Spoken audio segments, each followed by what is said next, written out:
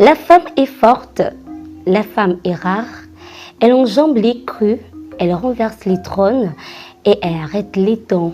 Mesdames des valeurs, bienvenue dans votre magazine Un jour une femme, ce magazine qui vous motive, encourage à travers les histoires, les parcours et les expériences de ces femmes fortes, ces femmes qui inspirent.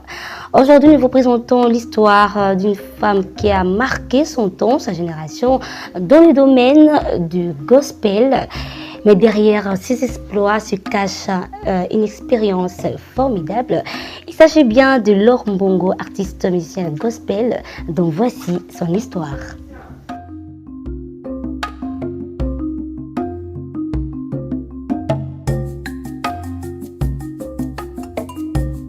Qui est Maman Laure Mbongo Olimba. Je suis chantre de l'Éternel, servante de Dieu. Je suis en train de travailler au sein du ministère La Mano Didio, où nous œuvrons sous 3 branches. Nous avons notre branche de musique, de l'intercession et de la main de compassion.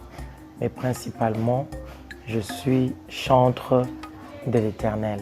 Oui, Maman Laure est sérieusement mariée. Cette année, nous allons célébrer nos 22 ans de mariage. Grâce à Dieu, le Seigneur nous a bénis avec des enfants biologiquement et spirituellement également. Nous avons vraiment beaucoup d'enfants et une grande famille, des filleuls. Voilà. Je suis marié à Monsieur Christian Lemba Lusanga. Le Seigneur nous a bénis avec 6 merveilleux enfants, dont un garçon, l'aîné, et 5 filles. Maman Laure est quantième de la famille. Mon père a eu plusieurs femmes, je dirais. Je suis issu d'un père polygame, mais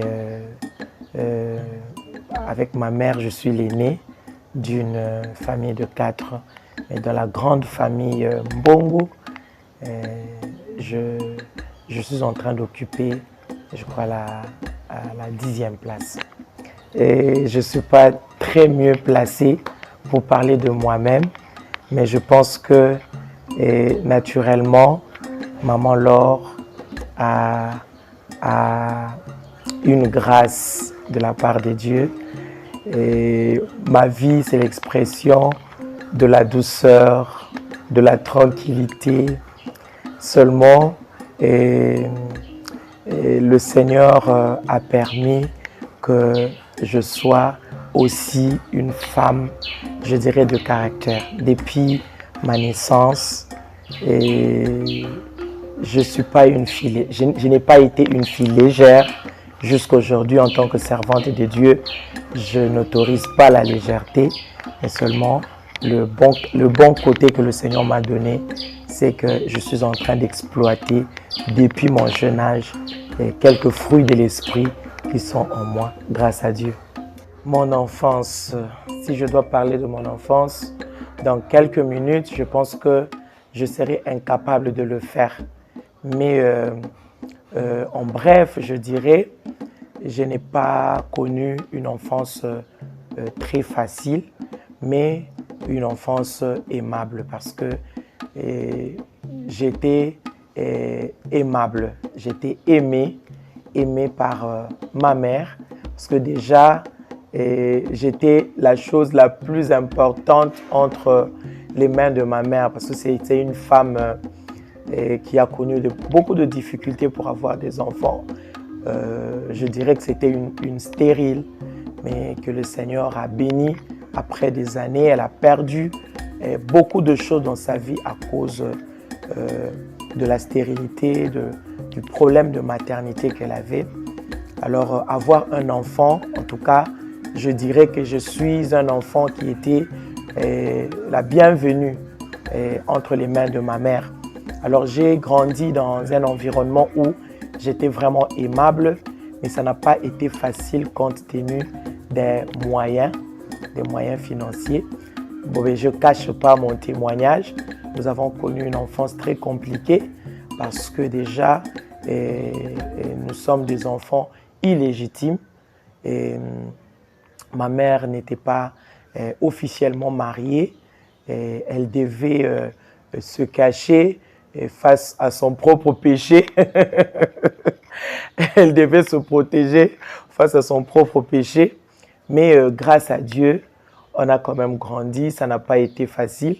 Mais c'était une femme très courageuse qui nous a donné une très bonne éducation par la grâce de Dieu et qui nous a aidés à étudier tant soit peu, si bien qu'elle n'a pas pu nous faire étudier l'université. Mais en tout cas, c'est une femme qui s'est battue, qui nous a appris à travailler pour gagner de l'argent, qui nous a appris l'honnêteté, qui nous a appris des valeurs dans la vie. Alors, parfois, comme je l'ai souvent raconté, on attendait des choses venant du ciel pour manger, et pour aller étudier, ça n'a pas été facile. Je partais souvent à pied, parfois par pirogue, ça n'a pas été facile. Mais en tout cas, en général, je dirais, notre enfance n'était pas très facile, mais c'était vraiment aimable. Dans le quartier, à la paroisse, quand nous étions encore du côté de Saint-Thomas. En tout cas, notre enfance n'était pas facile en termes de moyens financiers, mais notre enfance était très bonne parce que nous étions entourés d'une affection, d'un amour incontournable, incomparable. Je suis quand même allé à l'université, si bien que je n'ai pas eu la grâce de finir, mais je suis quand même allé à l'université. J'étais à l'UNIKID, mais j'ai fait des études secondaires, primaires d'abord, à l'école Molende, à Matete. C'est là que j'ai étudié de la première année jusqu'en 6e année. À 5 ans, ma mère a tenté de m'inscrire à l'école Maindombe, à Matete toujours. Ça n'a pas marché parce que je ne voulais pas rester à l'école. Et je voulais rester avec ma mère. Et elle s'est rattrapée à 6 ans. Elle m'a ramené en première année. C'est là que j'ai commencé mes études primaires, proprement dites, au lycée Molende primaire, à l'école primaire Molende au quartier Kinzazi, à Matete. C'est là que j'ai fait mes études primaires jusqu'en 6e année. Et je suis allé au lycée Sainte-Germaine.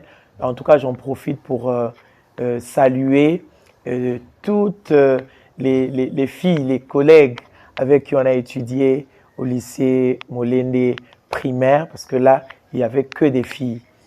J'ai fait mes études secondaires au lycée Sainte-Germaine à l'époque, 27 octobre. Et une année où nous avons connu un problème d'année blanche, je suis allé au lycée Mpiko à Lemba. Mais quand seulement au lycée du 27 octobre, les cours ont repris et je suis vite rentré et puis je n'avais pas fini l'année au lycée Mpiko. Ce qui fait qu'il y a des gens qui me regardent qui diront « Ah, quelque temps on a été avec maman Laure au lycée Mpiko. » Oui, et je n'ai pas fait longtemps au lycée Mpiko. J'ai vite regagné le lycée du 27 octobre et puis c'est là que le Seigneur a permis que je puisse décrocher mon diplôme d'État. Je salue mes collègues du lycée Sainte-Germaine et mes professeurs aussi. Là, j'ai fait l'option commerce, la section commerciale et administrative. Oui, c'est une grâce innée parce que depuis mon bas âge, j'avais une grosse voix, mais j'étais toujours flatté par tout ce qui concernait la musique, la chanson. Et parfois, je demandais à ma maman de m'acheter des cassettes. Et c'est tout ce qu'elle faisait pour moi. Parce que pour être contente, elle devait me trouver des cassettes, des chansons que j'aimais à cette époque-là, profanes ou chrétiennes. En tout cas, j'étais fan des musiciens, fan de la musique.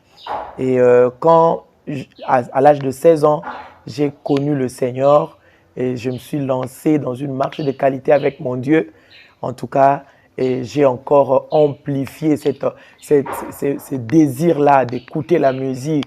Et c'est la musique qui me soutenait. Je me souviens un jour, ma mère n'était pas présente à la maison. Elle s'était rendue à un deuil. Je suis resté avec mes sœurs. Alors cette nuit-là, j'ai fait une crise de gastrite. C'est la chanson du frère Denis Ngonde qui m'a sauvé ces jours-là. Parce qu'il n'y avait personne pour m'aider à la maison. Et je sentais comme si j'étais essoufflé. Et puis, il me restait un peu de souffle seulement. Alors, en moi, j'avais senti que je devais mettre la cassette du frère Denis Ngonde, là où il chantait Kombo na Yesu. Kombo na yo, yeah. C'est cette chanson qui m'a aidé cette nuit-là. Et je me suis senti guéri à l'instant même. J'ai reçu la guérison instantanée à travers la chanson du frère Denis. La chanson, c'était vraiment, je dirais, pas c'était, mais c'est jusqu'à aujourd'hui une partie de moi. Alors, je chantais constamment, je voulais chanter, je suivais des musiciens quand FENA Musique organisait des festivals, des musiques au stade. J'étais toute petite, mais je ne manquais pas de participer. Je venais avec les grandes sœurs du quartier. Vraiment, c'était une passion pour moi. Et c'est comme ça que le Seigneur a permis. Le parcours a été un peu compliqué, difficile, mais comme c'est Dieu qui était derrière, je dirais même devant, parce qu'il était là, il a permis que je puisse rencontrer mon mari, Papa Christian, à cette époque-là. On n'avait pas encore de relation, mais il est passé par un frère de mon église. C'est à travers ce frère que j'ai rencontré Papa Christian. Et Papa Christian a cru en moi. Il a commencé à m'inviter, à me mettre aussi dans la liste de ces artistes parmi d'autres artistes qui travaillaient avec lui dans des organisations de croisades à cette époque-là, à Matete, dans la liste de ceux-là qu'on appelait des Nzonzingers, ceux qui partaient pour les Nzonzing, ainsi de suite. Alors moi, j'étais chantre à l'église, je ne connaissais pas c'était quoi le Nzonzing, ainsi de suite, mais quand même, on a commencé à m'appeler, ainsi de suite. Et c'est à partir de Papa Christian maintenant que la sœur Jetou Kabika m'a appelé. Et Papa Christian se connaissait avec la famille de la sœur Jetou.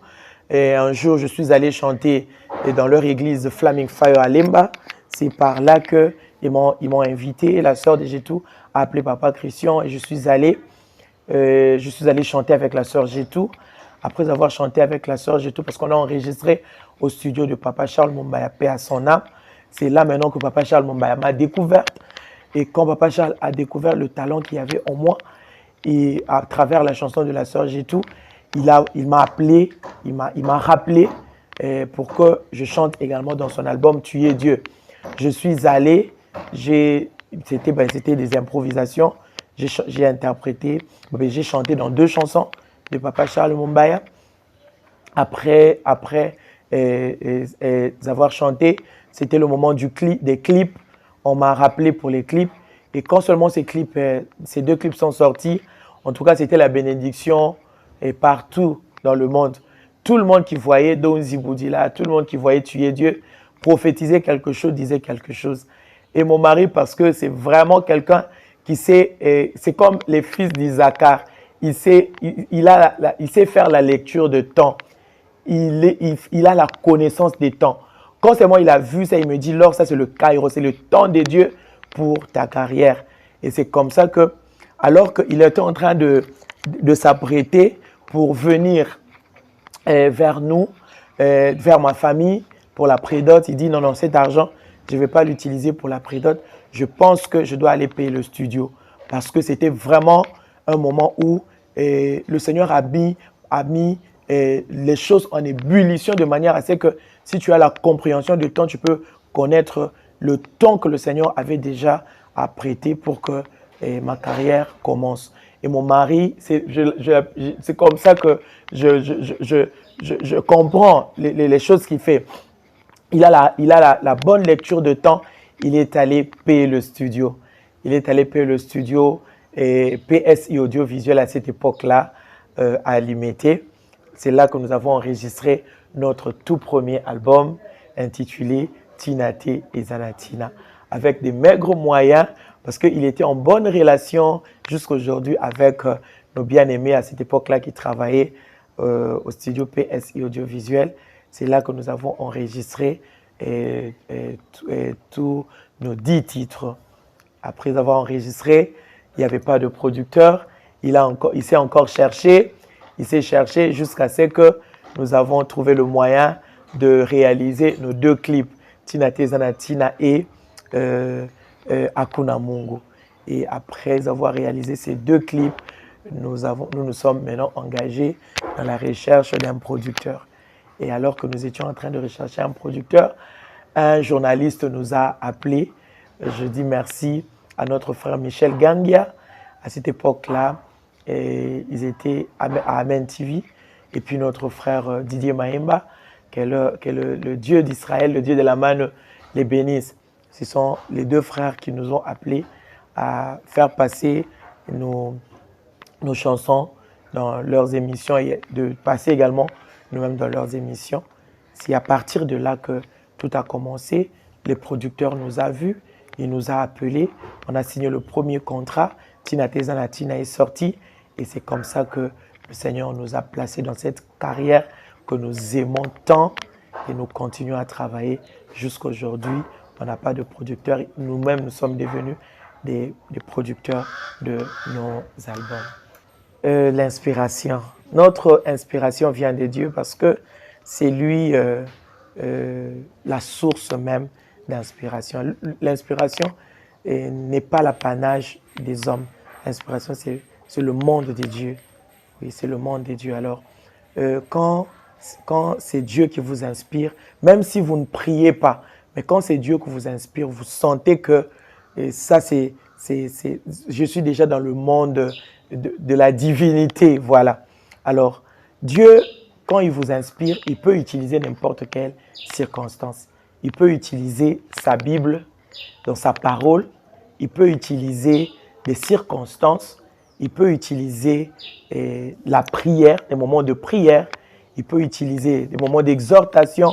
Il peut utiliser, comme je venais de dire, des circonstances à travers des événements.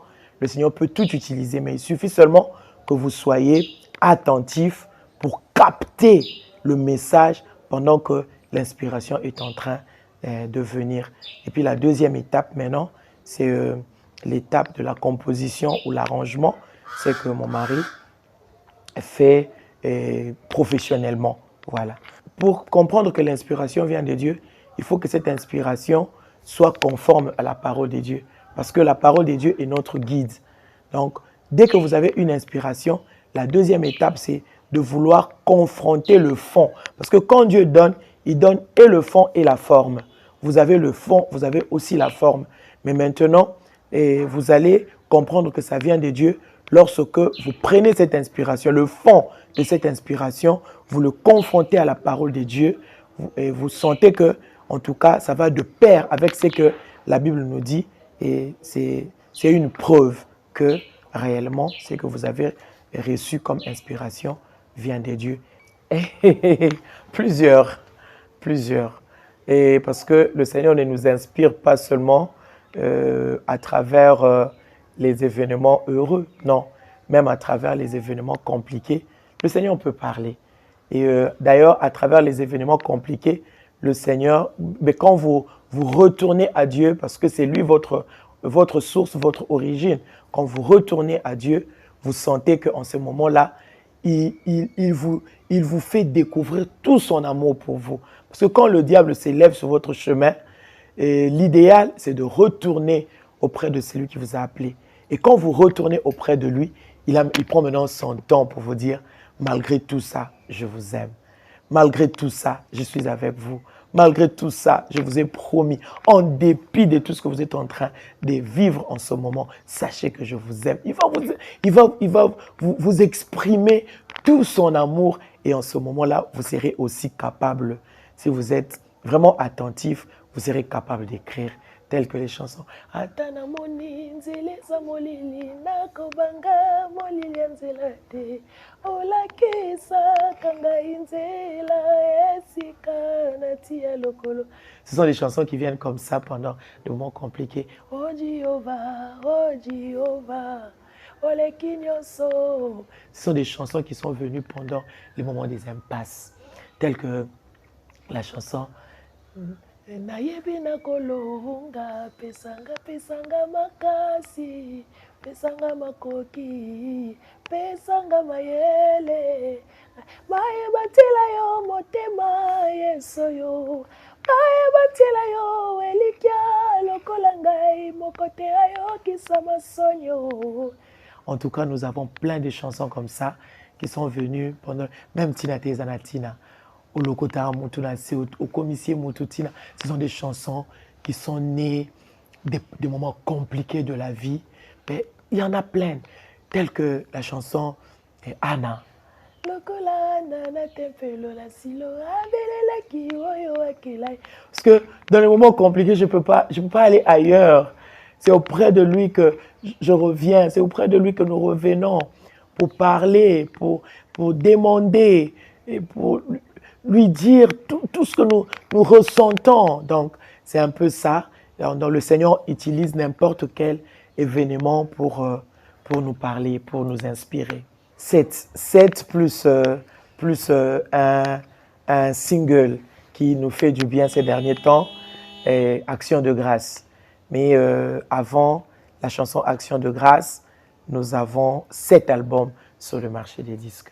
Ben oui, nous avons Tina Tezana Tina, Simbulu, et Yesukaka, Mariage de pèlerin, Skuza, Oracle, et puis Ma robe de gloire. Au sein du groupe La Mano di Dio, nous œuvrons sous 3 branches. Nous avons la branche de la musique, nous avons la branche de l'intercession, et nous avons également la branche de la main de compassion. Donc, on essaie juste de maintenir cet équilibre-là, que toutes les 3 branches restent opérationnelles. Déjà, c'est ce qui a fait le groupe là, ce qui a fait le groupe La Mano di Dio, c'est la prière.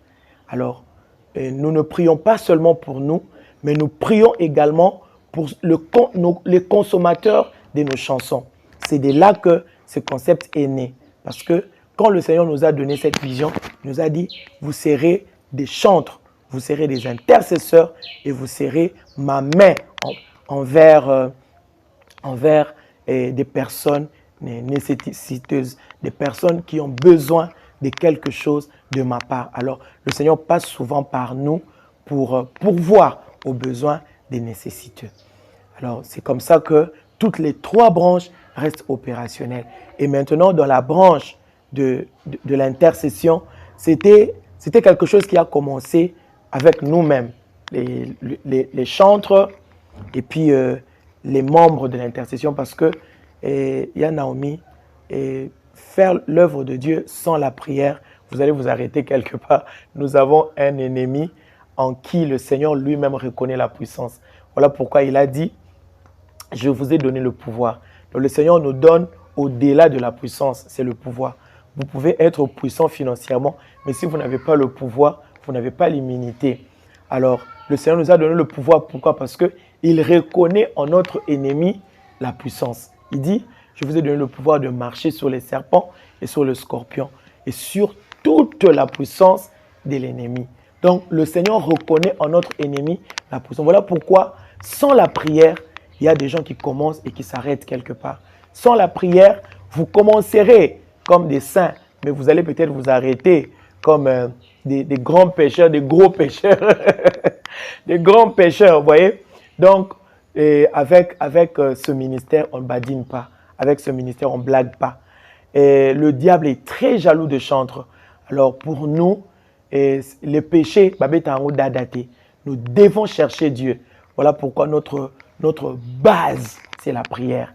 Et c'est ce qui a motivé cette branche de l'intercession jusqu'à aujourd'hui. Ça a commencé petit, ça a commencé minuscule, mais parce que la prière La prière attire, voilà. Et quand les gens viennent, ils viennent trouver la prière, ils rencontrent Dieu. Et quand ils rencontrent Dieu, ils voient leurs problèmes être résolus. Quelqu'un d'autre viendra. Et c'est le témoignage du Saint-Esprit qui fait que nous soyons aujourd'hui nombreux au sein de l'intercession La Mano di Dio. Et nous sommes sur l'avenue Maindombe, numéro 11 bis à Kintambo, Vélodrome, tout près de l'école, je dirais tout près du stade Vélodrome. Je crois que avec tout ce que je viens de dire, une femme a peut-être tiré quelque chose de bien dans mon discours. Je veux juste encourager les femmes à travailler. Vous êtes femme au foyer et cela n'exclut pas que vous puissiez travailler. Le Seigneur a donné à la femme la possibilité de se départager. Le Seigneur a donné à la femme la possibilité, la capacité de faire beaucoup de choses à la fois. Il faut seulement comprendre et découvrir ce talent. Vous allez vous rendre compte que vous serez en mesure de faire beaucoup de choses à la fois. Vous pouvez être femme au foyer et travailleuse en même temps. Vous pouvez être femme au foyer et indépendante sur le plan financier.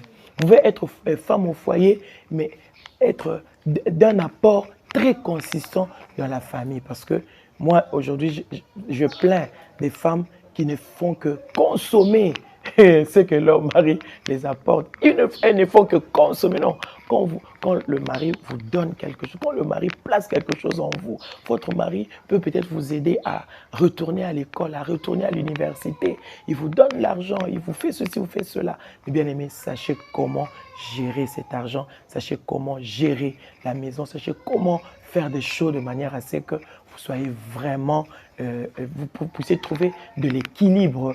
Lolenge mose atombolaki yokamotako kunane sobe mwana na mpate atombwa milelo pwete ngai na yo tobikisama soki yotali ye okobikisama soki yotali ye okokangolama soki yotali ye bomoi ekochange ye wane nalakisi bino nalingi ye nzambe oyo ngai nalingi ye nzambe oyo ngai nalingi ye nzambe oyo ngai nalingi ye na motema. Merci beaucoup. Bonne fête à toutes les femmes. Nous sommes encore au mois de mars. Que Dieu vous bénisse.